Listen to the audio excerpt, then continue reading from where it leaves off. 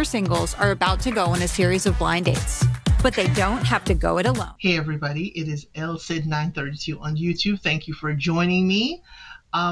This is by viewer request. This is by commenter request. So I had someone in my comments say, hey, would you check out this show and would you review it? So, curiosity got the best of me. And because everyone in the comments has had great suggestions or great information for me, I decided let's tip my toe in this. And based on your response and your feedback, we'll see if we'll continue. So I'm going to do the first episode of The Laterdaters on Netflix. This is a show about folks who are above 50. I think most of them are above 50 or even above 60. Our seniors are entering the dating pool, but they're not doing it alone because we know the pool has changed. They're doing it with a dating coach and with someone in their family, usually one of their kids, or in one case, even an ex of theirs is helping them in the dating world. So please take a moment, like the video, share it with a friend, subscribe to the channel. Please leave a comment below. Let me know if we need more episodes or if I need to just stop right here. But let me grab my notes for The Laterdaters Season 1, Episode 1. We're going to start with Anise. Anise is 62, married 3 times, 3 kids, 1 daughter, 2 boys. She's been single for almost 20 years. Woo, Anise. Since your 40s, you've been single. Wow. And have had 3 marriages. So from your 20s to your 40s, you've been married 3 times. She said she just can't get to the second or third date. She always ends things early. And I'm like, Anise, are you picky? Or are they just not asking you for, future dates? Her celebrity crush, when she was a kid, with all her siblings, they all had to pick a Jackson's 5 member.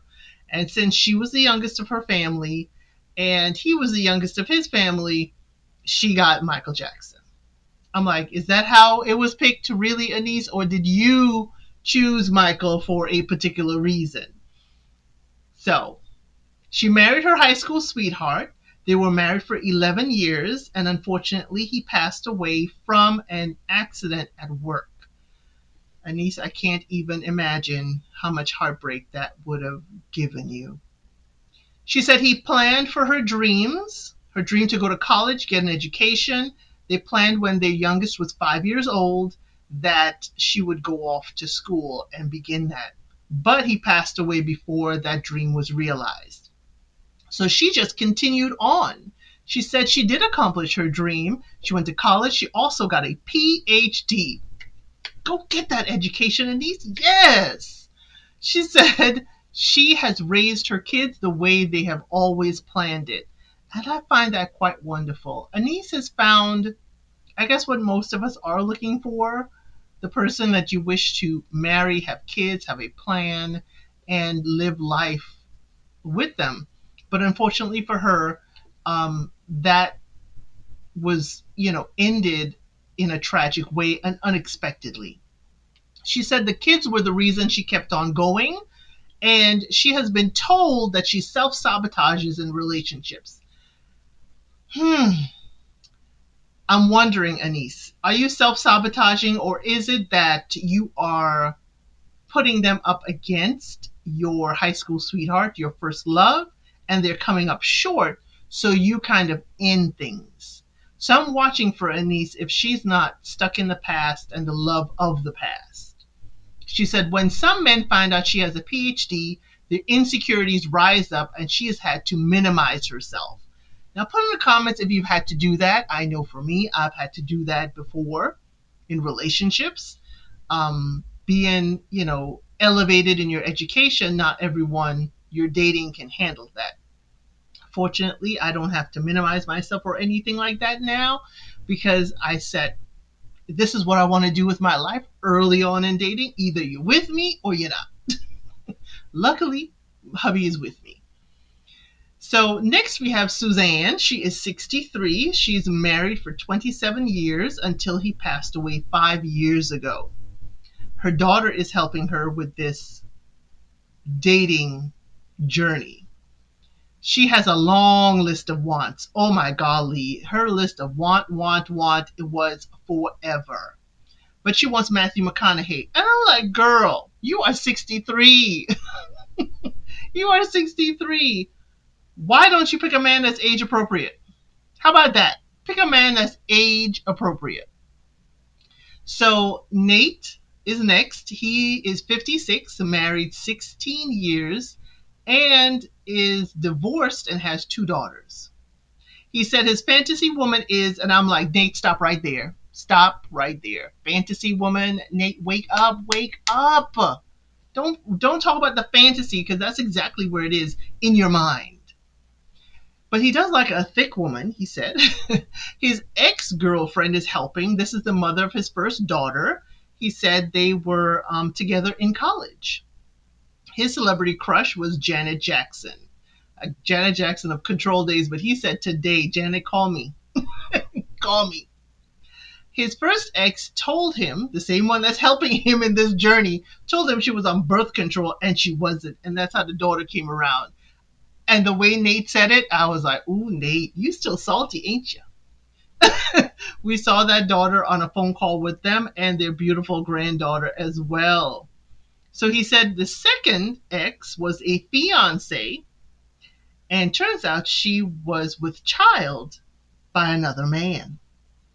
Nate, I'm glad you brought it up, because he said trust issues. There are trust issues for him. He said the third woman he actually loved. He married her for 16 years, and it's because of trust issues and other things why they are no longer together. He only trusts his grandmother completely. Nate, I feel you. I hear you. I understand.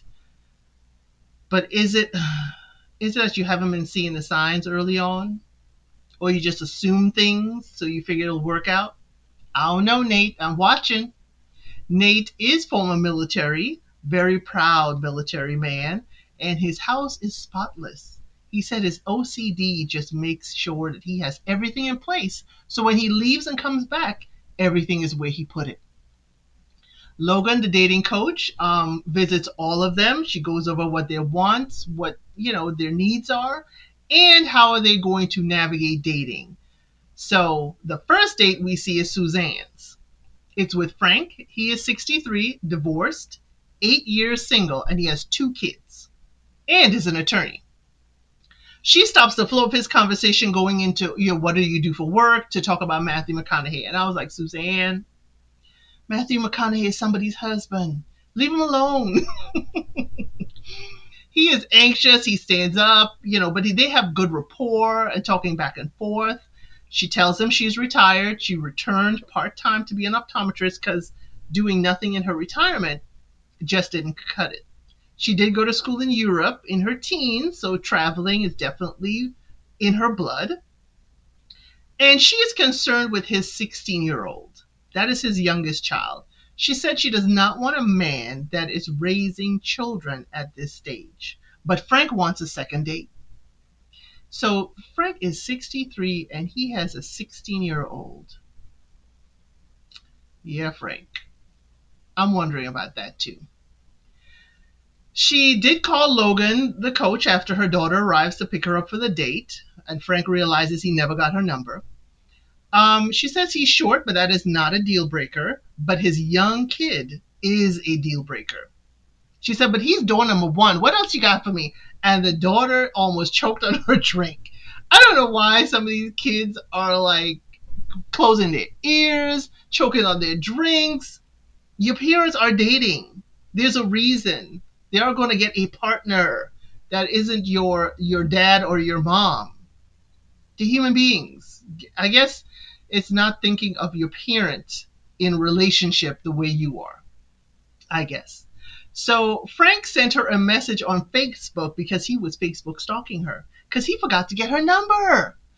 And he said he was stalking her like stockings you put on your feet rather than stalking her. I was like, Frank.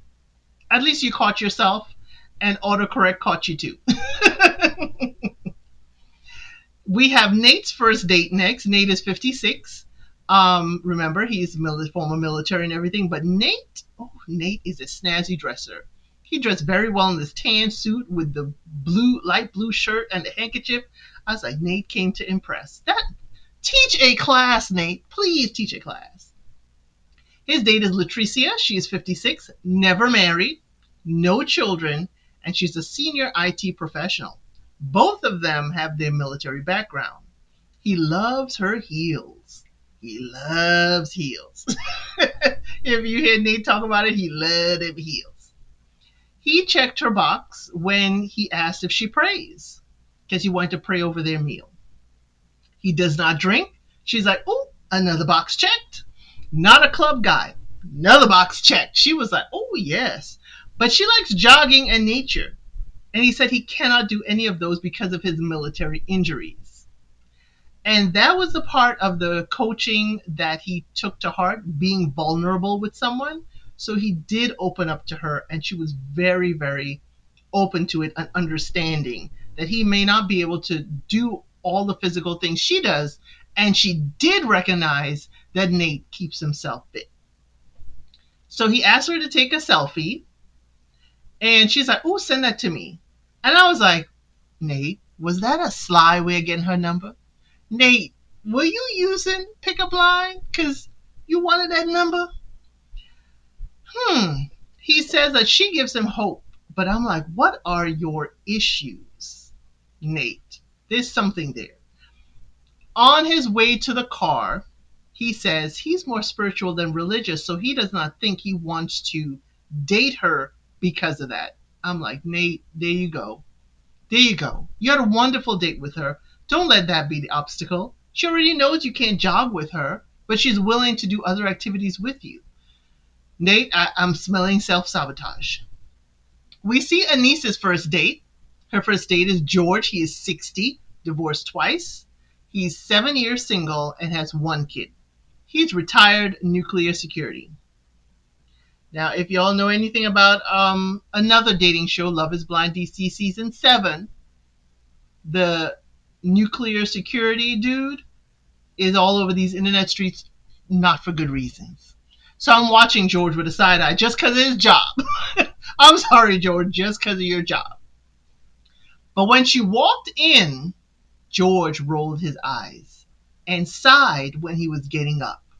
That was not a good first impression, George. Now, Anissa was dressed very, very well. She looked absolutely gorgeous in a little black dress with a nice little sash belt train on the side. She looked beautiful, gorgeous. Not something necessarily my 60-something-year-old mother would wear, but I did not like George's reaction. He said he's from Chattanooga. She's okay with him being shorter than her. He is talking like they're going to go on second, third, fourth date. And he goes on to say that she's his type of eye candy. And I'm like, George, we're not here for eye candy. We're here for you to find a match, someone you wish to either be a companion or a future spouse. So when asked about the kids, George asked her if all three of her kids got the same baby daddy. Awful. George, awful. Absolutely awful, George. Then he goes on to say, ladies always have excuses as to why they're different daddies. Anise, I'm with you. Her facial expression, she was more polite than I would be because I would have been done. So when the waiter comes and asks, he's like, he just looks for pig on the menu and that's whatever. That's what he has. Then he turns around and continues digging himself further by saying, have you had any work done? Have you had any plastic surgery is what he's asking. George. He says he may live in Chattanooga, but he F's around in Atlanta. And he loves a little ghetto. And he knows she got some ghetto in her. George, you are tanking this date. I don't know if George wants to be here for real. Anise goes to the restroom and she just tells the producer or somebody on the side, she's like, I just want this to be over. And I'm with you, Anise. We end episode 1 on that note. I'm upset with George. Anise is upset with George. And I'm sure George is upset with George after seeing this. Because he is just trying to be a player. And that is not what Anise is here for. Come on now, George. At least have some decorum when dating. It's a first date. Anyway, thank you for joining me for this first episode of the Laterdaters. Let me know if you wish for me to continue. I will see how the temperature is in the chat and in the comment. Once again, thank you. Please like the video, take a moment to share it, leave a comment below, and I'll see you on the next one. Thank you for watching. Please like, share, and subscribe to the channel.